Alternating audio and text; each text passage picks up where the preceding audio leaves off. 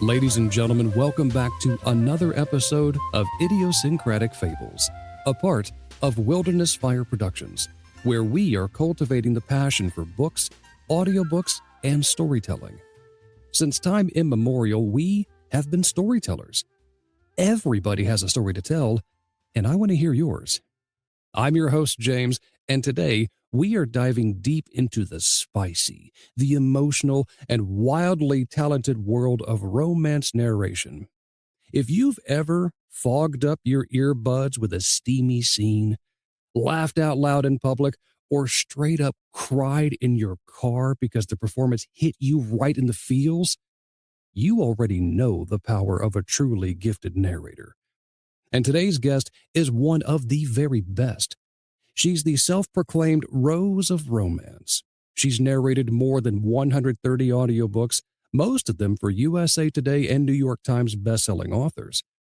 She's a Midwest girl who grew up reading to her stuffed animals, survived major surgery by falling in love with audiobooks, and now brings characters to life so vividly that she laughs, cries, and sometimes even fogs up the glass in her booth.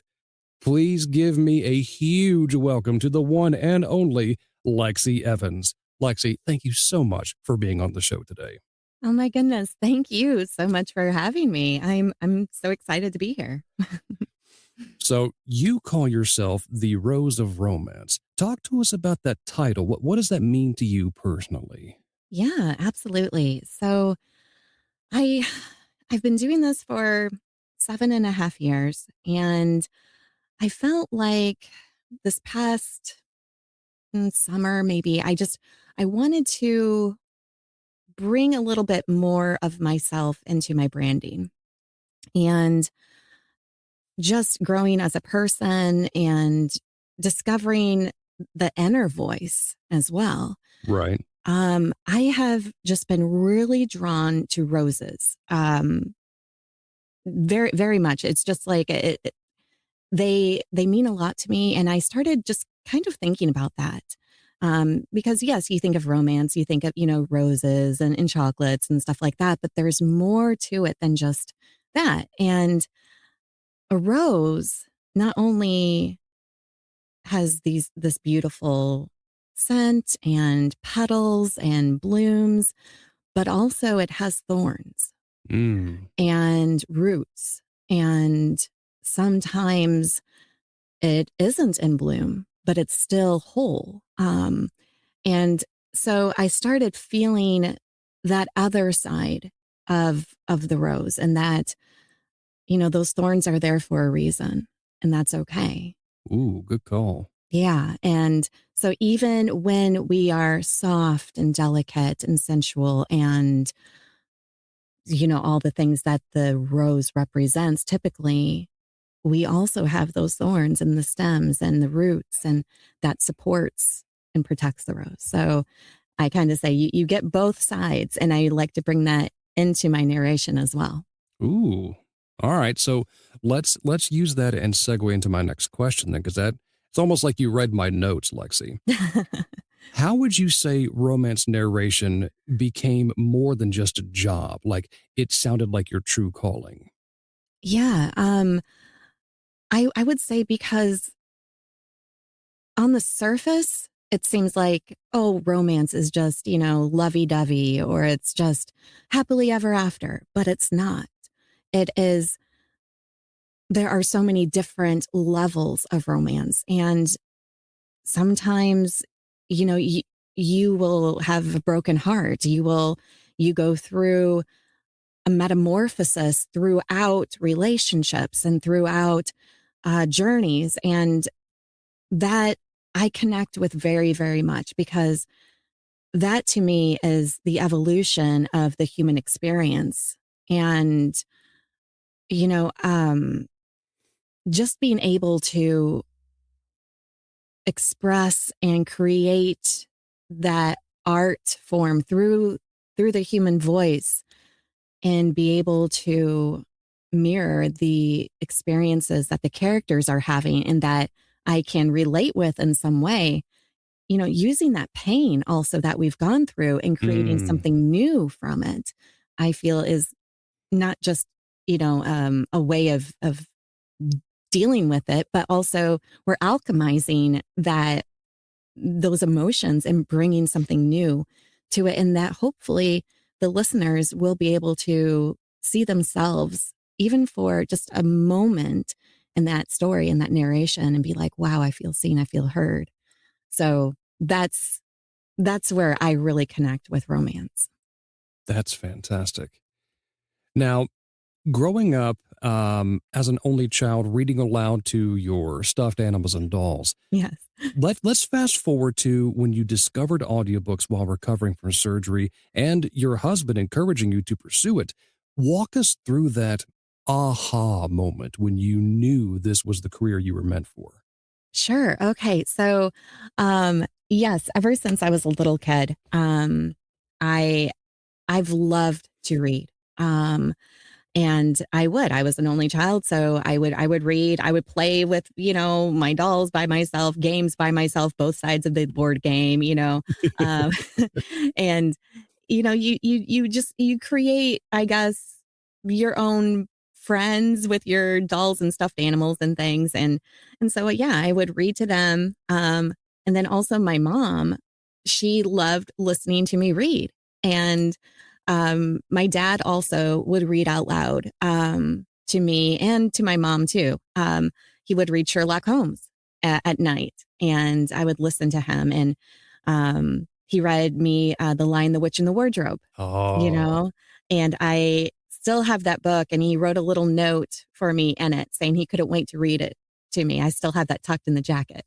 So that was really important, and it was part of me. And so um, when I was recovering from surgery in 2018, there was only so much I could watch on TV, you know, and it's like, okay. And I decided, I'm going to just explore what my Kindle and Amazon membership all has. And I had tons of books on my Kindle.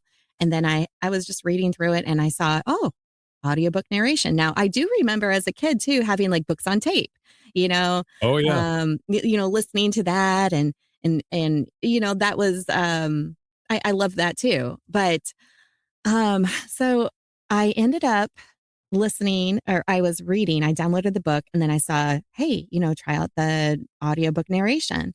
And it was the Iron Fae series that Christine Vam had narrated.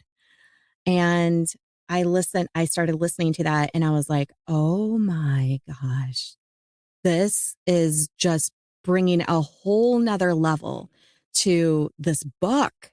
And I was hooked and I like binge listened to everything. And I was like, wow. So at this time, my husband was also getting into voiceover. All right. So he was doing like commercials and he was Okay. doing ads and different things like that.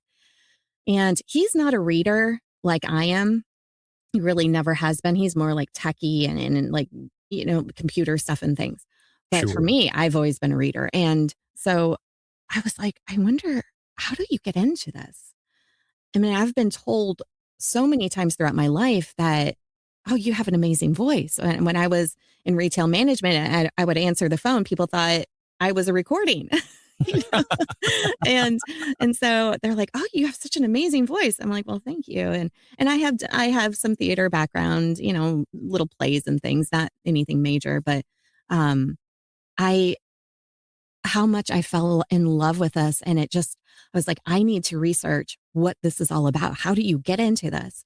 And so that was in 2018, Mhm. before the pandemic, before there's been this big explosion of narrators and everything. And so, um, starting out, there wasn't as much information out there as there is now. But I did find ACX. Um, I found Bill DeWeese also. He's a great vocal coach that my husband had actually, he had done some coaching with him. But my very first audiobook coach was Christine Vam, the Oh, first wow. narrator. that I listened to and fell in love with. The With Iron Fae herself. How about that? Yes, and I'm like, it just came full circle, you know? Right. Yeah, and so I coached with her then, and it opened up my career in the biggest ways, and I found that voice. She helped me find, as they say, the money voice, like, Right. and she's like, "You are so suited for romance." And not saying you can't do any other, genres, of course, but I do find that I just love the genre, Right. very much, yeah. So that's how I got started. So when you were coaching with her, Mhm. what is one piece of training that completely transformed how you approach a script? Let's see, she would say, "You have to truly be in that scene." If your mind is starts to wander, and this can be hard with ADHD, but if your mind starts to wander to, "Oh, I need to make sure that I pick up oranges from the grocery store," or Mm, something, you need to stop, you know? Um, but also in the very beginning, because this was in the beginning of my career too, is that, she would say, okay, there was a scene that she had me work through with her, and there was a character behind a wooden door and was, you know, shouting to the character that was in that home. So like, how would you do that? Where are you meant, like, where would you be, and how would that sound? How would you project your voice hmm. if you're behind this door? You're not going to speak like I am speaking right now. We're going to do it a little different. Um, and also, she would say, get creative. Um, if even with the side characters that maybe don't really seem like there's much to them, create a little story in your own mind about them, you know, um, and get so you can give yourself some material to go on, even if it's not really provided there. You yourself are making them a real person, not just the side voice character. Right. So, those little things, and there's so much more. And like she was phenomenal. Absolutely. That's really cool. You started primarily with indie authors and have now worked with publishers Yes. and big name authors. Yes. How has that evolution changed your workflow or the types of projects you're drawn to? Um, you know, I would say I still have a huge, huge heart for working with indie authors. I like to say I'm a hybrid, because Me I too. yes, I love my work with publishers. I do, but I also really love my work with indie authors. And my biggest thing is being able to connect with the story.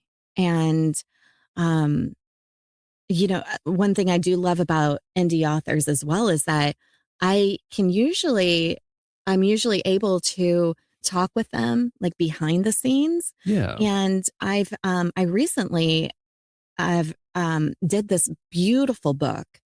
Um, it's ended up being right under 25 hours finished audio. Whew, that's a long one. Yes.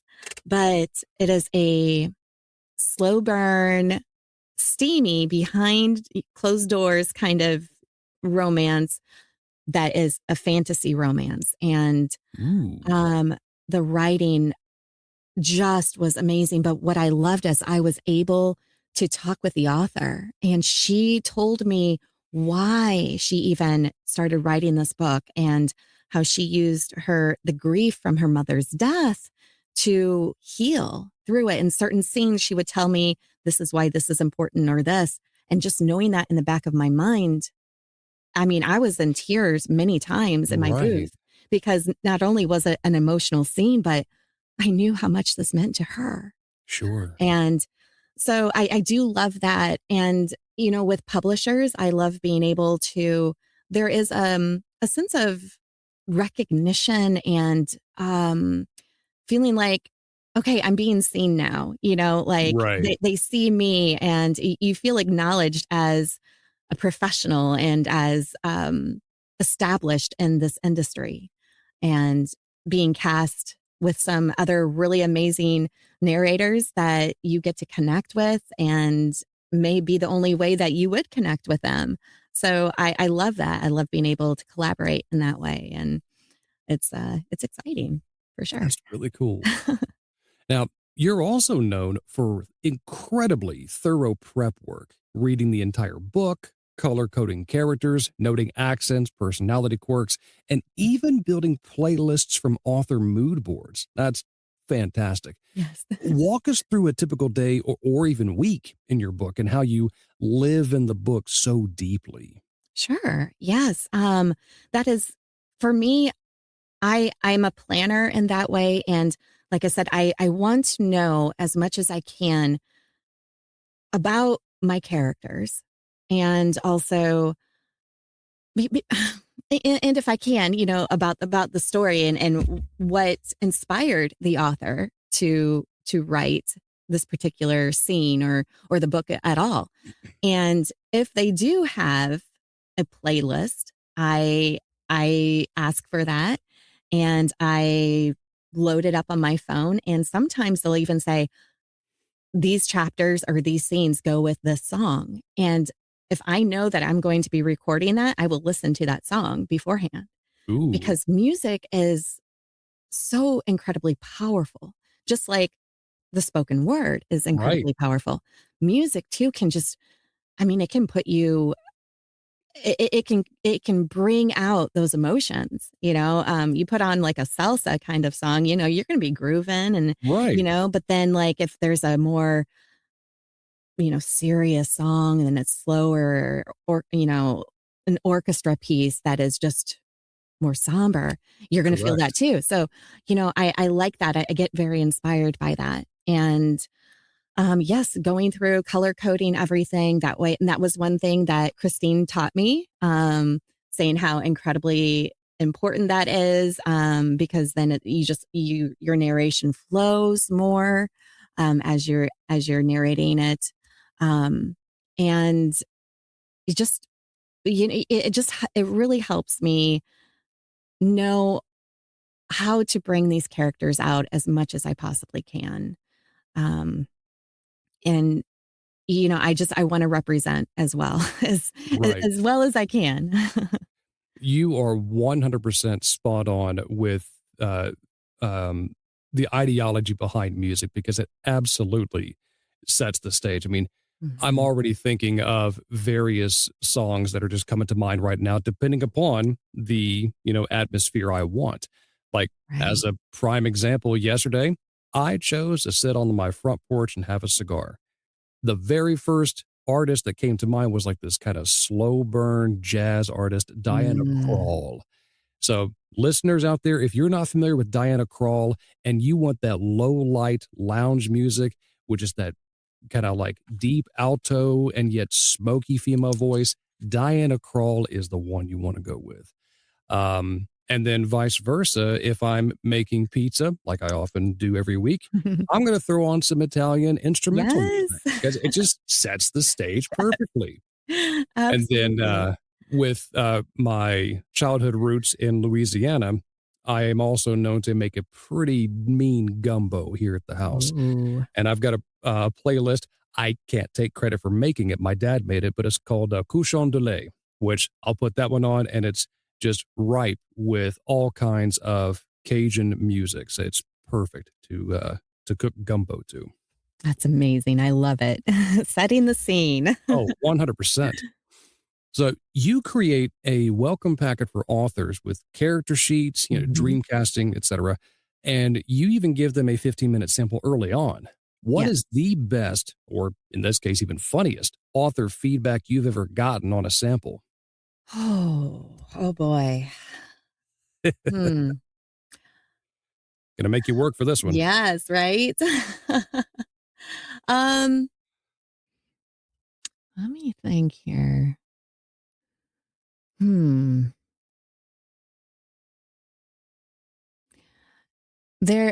I will say I have worked with this amazing author.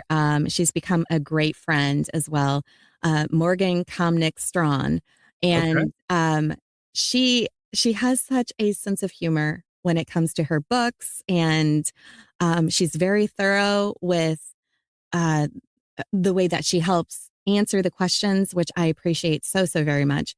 But she she has these characters that it's one in particular. The male character is Darrington, Okay. and Jeremy Darrington. All right, and she has a lot of references to the 90s, lots of little throwbacks, but just the way that she describes him and how he's in love with Hannah Montana. Ah. So he's this really rich, kind of wealthy, mm, like he could be a model on GQ, but he can belt out Hannah Montana scenes. That those are funny. And then the character I played in her book was Val, and she is just this very more serious but witty, and she doesn't take any kind of antics from him, you know. And she comes up with, she comes up with the best one-liners to just kind of like get right to him, with her wit. And so some of those things, I I would say was some of the best material I got from an author filling out the the welcome packet and just having fun, with that. So yeah, that's I'm trying to think if there's any others that stand out, but that one definitely did. Even where we were coming up with, like beef-tastic, or, just like Right. little things that the character would say, and she loved that too. Yeah. With what I know of Mr. Darrington, um, every time I hear his name or even, his character description, I always visualize Zach Morris from Saved by the Bell back in the 90s. Yes, Every time. yes. That is perfect. Oh my And goodness. And then, of course, it was a couple of months ago, I was watching Morgan's live stream on YouTube, and she had Logan and Air on there. And as soon as he put those sunglasses on, I was like, there it is. Yep. There it is. Yep. Speaking of Mr. Logan and Air, you've done plenty of duet work with him. Yes. Yes. What's different about the energy and preparation when you're trading lines versus solo narration, especially in those steamy and emotionally intense scenes? Yeah. So Logan and I, we actually have our own business together called Love and Lust Productions. And we've been doing this together for about 5 years, where we are each other's official duet partners. Of course, we work with other people, Right. but we just have this real easy flow, workflow, and just the way that we seem to understand, um, the scenes together, and our voices just have like a natural chemistry and blend. So when it comes to duet, though, knowing because we actually do a lot of our editing ourselves. We have hired it out before, but what we noticed is that we tend to understand the scene even more. And yes, there is a little bit more work. I mean, actually, a lot more work for us. Sure. But knowing, okay, this scene needs these lines that get inserted here needs to breathe a little bit more Mm. for that effect, where you have to really be in the story and really listening, to know the timing of that, because the timing in duet narration can make or break the listen. And if the lines are just inserted and you're not really listening to what's going on in the scene, where if maybe it needs to be tightened up a little bit so it's more fast paced back and forth, or it needs to breathe a little bit, and you need to let that moment resonate and stick. that is something that the two of us really specialize in.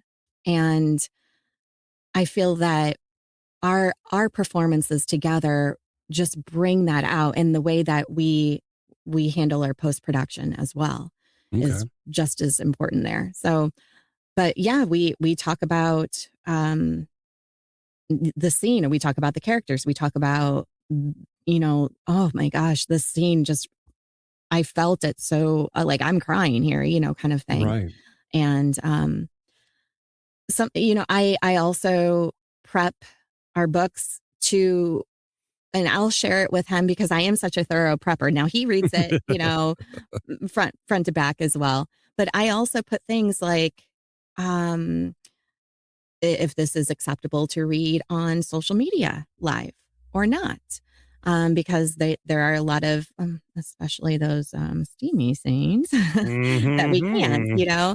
So, but those are some things that I do. And then I also flag different scenes that this would be really great to have as an audio clip, as like a teaser, a marketing video, something like that. So I do all those things while I'm prepping as well for duet books that we do. Fantastic. I'm going to pick your brain more about your company backstage once we're Yes. done here. Okay. But moving on, what would you say is one of the biggest challenges you've ever faced in the booth, like tracking a dozen distinct voices or tackling a scene that pushed you emotionally? And how did you push through it?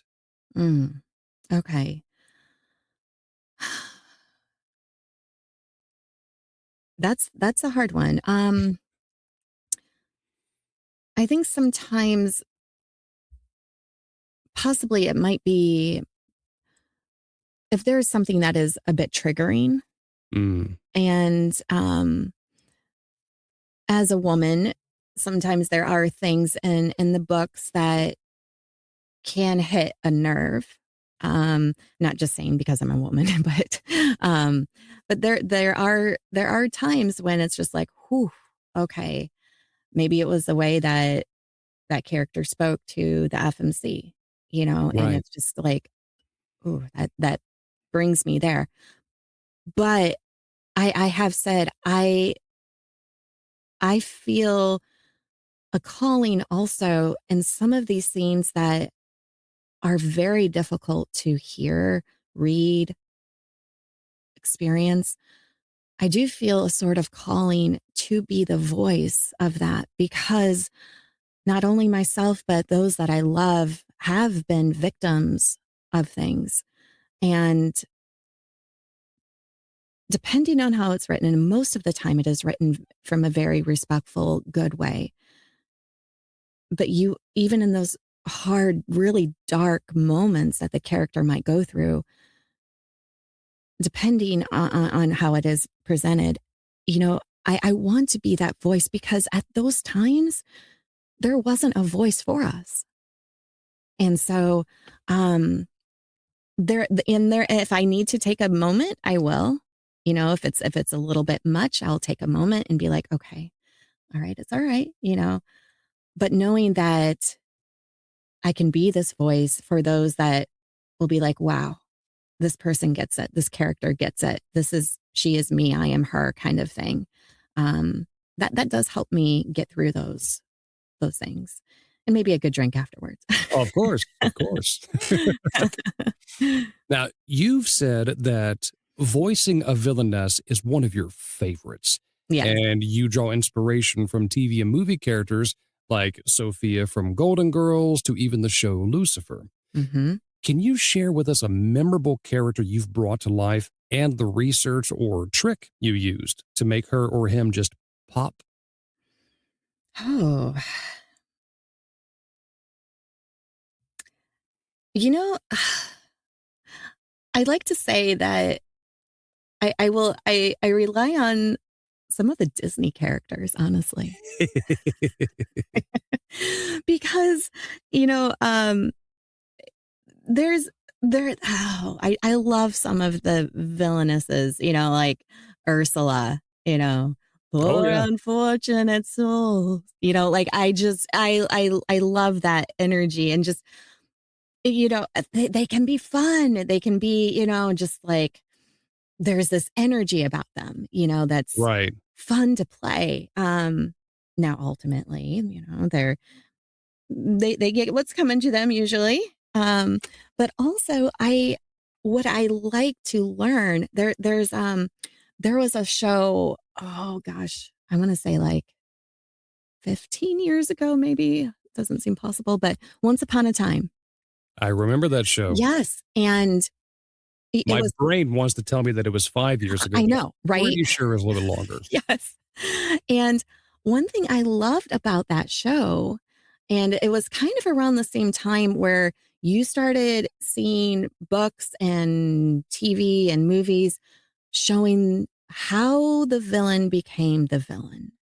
And I think also I can see myself in that because we all have a choice to make in We life. do. Through the experiences that we have lived, we have to choose what type of person are we going to be from this? Are we going to let that experience change us for the better? Or are we going to go dark? Mm, And I think sometimes there's this almost a temptation at sorts of, you know what? I'm just going to go dark because I have lived in this light for so long. And where has it gotten me? And so, and I think those moments where you kind of feel that, you can then see where the villain came from. Because I don't believe that we're all just naturally born to be this way. There's things that have happened that have right.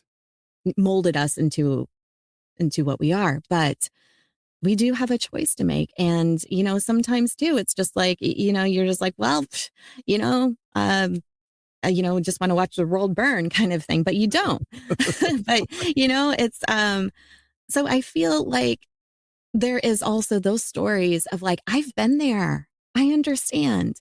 Um, the evil queen in Once Upon a Time, Regina, I think it was her name. Hmm. Seeing what she went through, you're just like, whoa, that's, you feel her story, and then you so badly want her to choose the good. And then when she did, and then how it backfired, and you just see her getting pushed over and over and over to this side. And then finally she's like, you know what? I am done. I Mm, am I'm done being this person. This is who I am now. And there is a lot of power there, even if right. it is self destructive power. Um, it's so that's how I connect. That's how I connect. And I do think that their stories are very important. I do. Completely agree. Yeah. As cheesy as it sounds, but I think very applicable.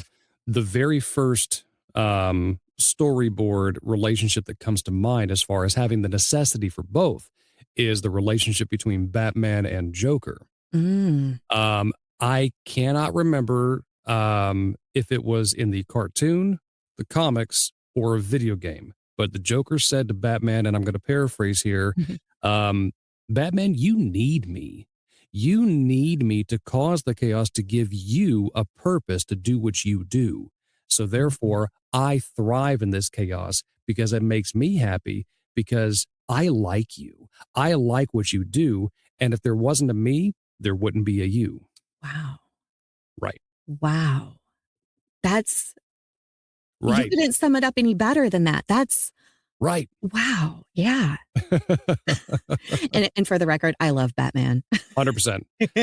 I am a big advocate for the Batman animated series that came out in the 90s. Yes. So good. Yes. Yes. We actually, Logan and I had a book that we did where one of the characters, he was inspired by the Joker of the cartoon from the 90s. Ooh, Yes. okay. Yes. He was a jester that Okay. um that had that energy, but specifically the cartoon from the 90s. So Sure. yes. I love that. So, speaking of being big advocates, You're a big advocate for reviews and have a not our job to like the book, but to honor the author's truth mindset from your coaches. Hmm. What advice would you give aspiring narrators who are just starting out, especially ones who love romance and spice, but they feel intimidated by the prep or even the industry? Sure. I would say, hmm, you've you've got to give it time. I am actually working with a narrator who is incredibly talented, and she has 7 books under her belt right now. And she feels that imposter syndrome kind of Oh, thing, yeah. and you know, almost like a am I ever going to get there kind of thing. And I have told people, and I'll have people come in on my lives when I'm narrating live on social, and they'll be asking, how do you get into this and everything like that. But one thing I have said is that this is not a get rich quick scheme at all. No, it's not. And just like if you're going to be, I'll just say, like, my daughter is going to be a teacher. Okay. So she's going to go to college for that. There are certain things that you need to have minimum to be able to be set up for that kind of career. So there's certain costs that you're going to have to invest. There's going to be study that you're going to have to do. And you're going to have to give yourself grace because you're not always going to ace every single test. Um, so with that, knowing there is an investment of sorts, okay, trying to set yourself up for the best success that you can doesn't mean you have to have state of the art everything, top of the line, you know Correct. um and I have said, as long as your recording quality meets standards, it doesn't matter if you're in a professional booth or if you're in a blanket booth or closet. As long as you meet those standards for the industry, that Hmm. doesn't matter. And just knowing that you're going to hear more no's than you do yeses. And I was talking about this on my live last night. I do a guided meditation every single Sunday night. And one thing I said that came out was that you have more success than what you give yourself credit for. And to look at where you are. So even if you have 7 books, even if you have one, even if you don't have any, okay, look at where you have succeeded already. All right. And be truly hold those moments and be grateful for those moments, and knowing and believing that more are going to come, and to do the work and trust the process and not give up. And we all deal with that imposter syndrome. It will hit out of nowhere like a random derecho, like Oh, yes. it will just hit. And sometimes it can be crippling. And I don't remember where I heard this advice, but I have really imprinted it onto my heart. And I share this, is that somebody else's success does not mean your failure. And that was really big, because when it comes to this stuff, we tend to compare ourselves. We do. And and a lot of times too, you don't know what that person had to do to get to where they're at, what you're seeing right now. Um, I know an amazing, wonderful, talented narrator who ended up narrating like 70 books in 1 year. And Wow. yeah, and she is crazy talented, but she's like, it about broke me. Yeah. And she's like, you don't know what I had to go through behind the booth to do that, and what I was going through. So a lot of times we don't know that story, Mm. and we just say, oh, wow, 70. Oh, and then, oh my gosh, I only did, 26. Like right away, I'm bringing myself down, even though I need to celebrate that. So it is that mindset of, really looking at where you're at, seeing the reality, and truly not giving up or not listening to others and their opinions that don't matter. Okay. So there are people in the industry where what they say really does hold more weight. Okay. Than someone who has no idea. I'll have people that will just come into a live when I'm recording and they'll say something really mean and then they move on. And I could Right. let that comment really get me down, or I can be like, all right, that's their opinion, or they're just in a mood or whatever, Yeah. but I'm not going to let that break me. I don't know if that answers your question. I'm kind of like preaching here. No, it does. It really does. Brought up a couple of things that I wanted to add on to that. Yeah. One of the ways that works for me now, this is not, a template answer for all, but one of the ways that I have found to overcome imposter syndrome is to rejoice with those who are rejoicing, Mm, celebrate their success, and share their success. yes. Yeah. Because if I am willing to step out of my own personal bubble and say, you know what, good for you. I know the work that went into this, not on a, Mhm. I watched you work, but because Right. I've, done something similar, I know how hard you busted your butt. So yeah, I'm going to, shout it from the rooftops if I have to. Good job. Right. Well done.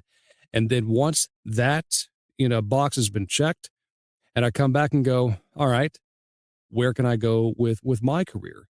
The imposter Hmm. syndrome no longer has a voice. It's Right. gone. Yes. I love that. Yes. I recently I was sad seeing everyone, going to the Audis. And I know APAC was not in person this year, but you see all these people that you're connected with and you see all the Hmm. pictures and it's great. Yeah. And I was like, oh man, because I had the privilege to go last year and it was awesome. What fun. And so this year I'm like, you know what? I could sit here and feel like I'm missing out, right? But instead, what can I do? So I actually put together what I called Lexi's red velvet or velvet rose red carpet event. It was all Okay. online. And I dressed up head to toe like I was heading to the Audis. Okay. And I invited, I want to say there was 6 other narrators or voice talent. And I spotlighted them. And for like 20, 25 minutes. And I'm like, we're on the red carpet here together and spotlighted them. And for 3 hours, I did this. And the energy and just the celebration of where we're at. Yeah. And I had narrators that I had my wonderful friend who is just starting out to someone who has been in this industry for almost 40 years, Wow. you know, um, and it was an amazing night to just celebrate where we're at. And so sometimes taking that moment and be like, well, I'm feeling this right now. Okay. I'm going to feel that. But then what am I going to do with this? Right. You know? So yes, I love what you said. That made me think of that. The other thing I was going to bring up was in response to the person on your TikTok live who said the mean comment and went their way. Hmm. Um, My oldest daughter is friends with a gentleman who lives, about 2 hours away, but he comes into town for the modeling shows that's hosted by 237 Collective. Mm, He has a tattoo on the side of his neck that simply says, "Let them." yes. We offered up our guest bedroom to him so that way he wouldn't have to drive back, the evening of the fashion show and pitch black 2 hours. Like, no, dude, it's cheaper than a hotel. Please, we have no problem with you staying here. And so during dinner, we asked him, we're like, hey, can you tell us about that tattoo in your neck? He goes, yeah, it's simply let them. And it's up to you to fill in the blanks. For me, it's a personal reminder that I'm not going to let the negative things affect me. And Yes. so if somebody wants to be a total jerk, let them be a jerk. I am going to be who I am, and what they Mhm. say or what they do is not going to influence what my day is going to look like. And both my son and I turned and looked, and we're like, dude, we can respect that. Absolutely. I mean, Yes. I wanted to give this young man a standing ovation for that. I was like, you're only in your early 20s and you've got that mentality? Dude, my hat's off to you. Mhm. Fantastic. Absolutely. James, I love that. And it's awesome that you mentioned that because I have actually read the book Let Them Theory by Mel Robbins. Mm, And I want to do a kind of like a book club kind of review over that. And that is exactly it. And it blew my mind in the best way because it was like you said, he was like, let them. We can't yeah. change that. But I love where she also says, okay, let them, now let me. Mm, And because we can't change what they're going to say, we can't change how they're going to react. We can't change the reviews that people are going to leave us. right. But what we can do, what am I going to do from this? You Right. know? And it's so empowering. And yeah, so wow. Yeah. I love that. Yeah. It circles back to what you said. It's based on our personal choices and what Yes, we are going to choose to do with that day. absolutely. Let's bring it up a notch to some fun and personal. Then we're going to wrap it up Yeah. with some last questions here. Outside the booth, you're a Midwest girl who loves coffee, your family, so happily married 20, how many years now? 23. 23 years. Fantastic. One daughter, three very spoiled cats, guided meditation, and even holding a blue lapis lazuli stone while recording. How do you balance that soothing voice side of you with the very spicy content you narrate? um, I feel like it all truly does come from the same place. Um, I am I am a very passionate person. When when I do things, I go all in, and um, sometimes I have a hard time balancing certain things because I'm that way. But I know, and part of that balance is, I guess, we do have the spice and the steam and everything, but Sure. I will say you have to you can't just have, I mean, there are books that are just that. I have narrated a couple of them, but I will tell you, I crave the books that do balance that out. Um, and I feel that we do have to be able to access that part of ourselves too, even because we talk about, okay, the spiciness of things. All right. They're, you know, but not every time is it going to be the same. Right. Sometimes it's going to be slam you against the wall and do your thing. And sometimes it's going to be a very just, we have all night, baby, kind of Mm, thing. And take your time. yeah. And so there's different moments in the spice and the steam. And so just like in our life, we have all these things going on over here, but then we, balance it out with this. And on Sundays, I do, it's called Smut and Serenity Sundays. Okay. And I feature the first half is smut. Okay. I put on my cat ears in the booth. They're like little sparkly ones, and I get all like, all right, guys, come on in. Lexi Evans here. We're going to do some smut. And I feature an indie author. I love to do that, who has a spicy scene. And what we do, I have this prepped ahead of time. We do a Mad Lib style. And Oh, what fun. so think a scene that I would not be able to narrate live, okay, because how it's spicy.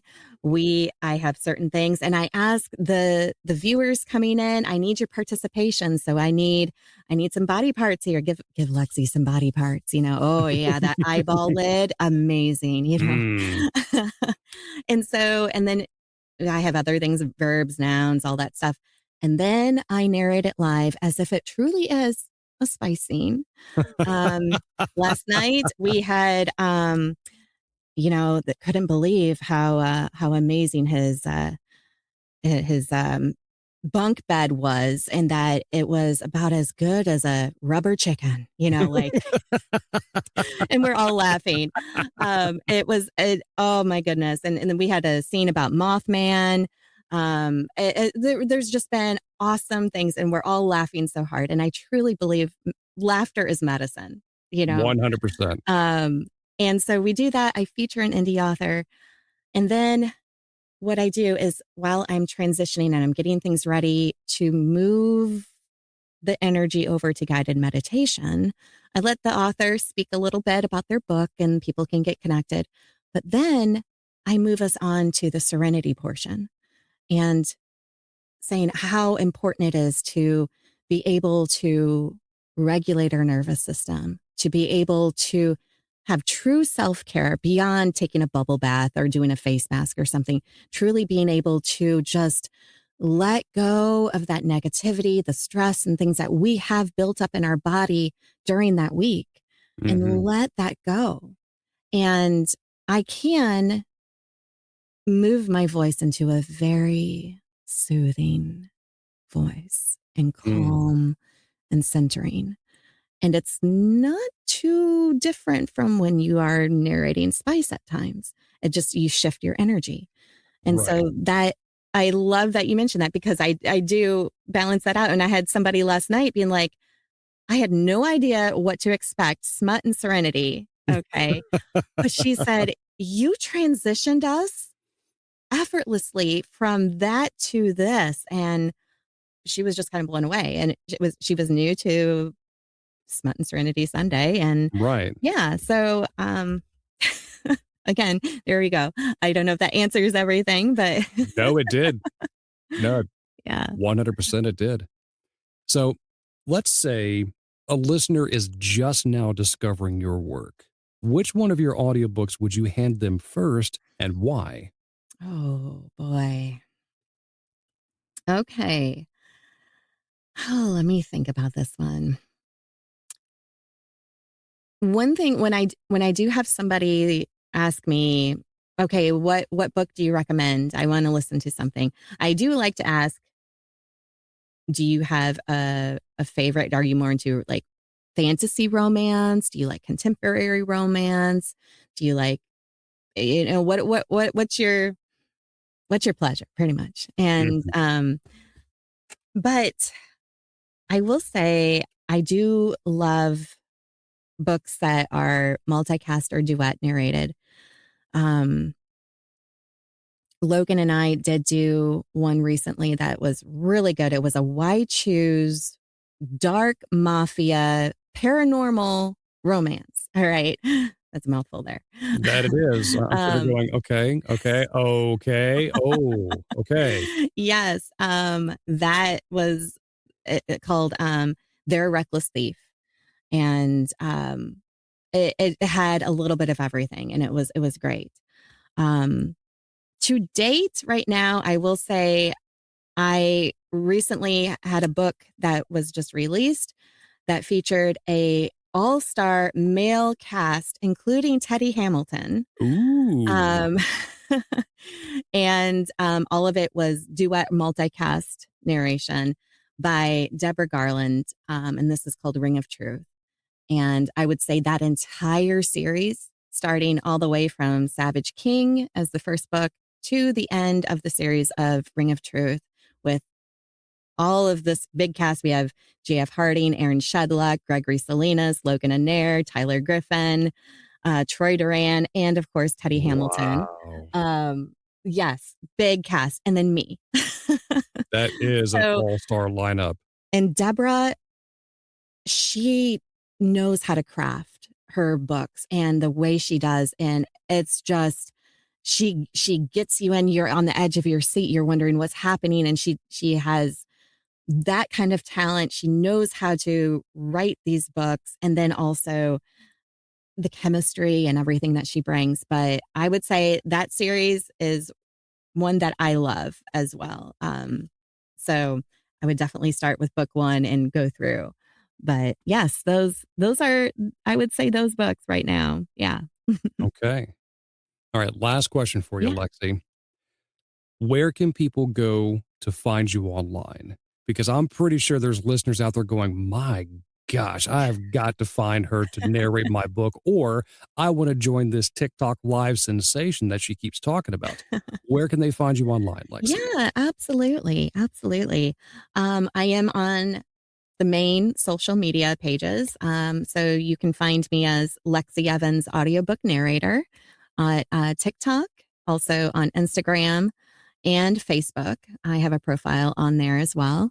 My main one right now is TikTok, but also I am really trying to make sure that I am diversifying myself as much. If last year taught us anything with social media platforms, they can be gone, depending on what's happening in our current world. Too true. And also I am putting together a Discord server as well, where I'm exploring that right now too. So I always say if you follow me on any of the socials and want to follow me on Discord as well, just send me a message. And then I do have a website too, which is lexievansvoice.com. And you can find me there, samples. But I love talking with people who are interested, whether you're author, a fan, publisher, I'm your girl. And don't worry, dear listener, in case if you didn't grab a pen in time or if you're driving, I've got you covered. Every single one of those links will be available for you in the show notes. All you got to do is pull up the show notes, click any of the links that are available, and you are well on your way. Lexi, thank you so much for being on the show today, my friend. It has been an absolute delight having you here. Oh, thank you so much. You were an amazing host, and I just love talking with you too. So Oh, thank you for having me. I greatly appreciate that. And thank you, dear listeners, for all of you for tuning in today. If you enjoyed this episode, I ask that you please rate, review, and subscribe to the show. It would help us reach more storytellers just like you. You can also drop us a line on social media or send me an email directly through my website, narratorjames.com, about who you'd love to hear next, or if you personally would like to be a guest on the show. Also, I host a Discord server where I showcase my behind-the-scenes work of audiobook narration. I invite you to click the link in the show notes as well, because I would love to have you as a part of that community. And as always, everybody has a story to tell, and I want to hear yours. So until I talk to you next time, dear listener, peace be with you.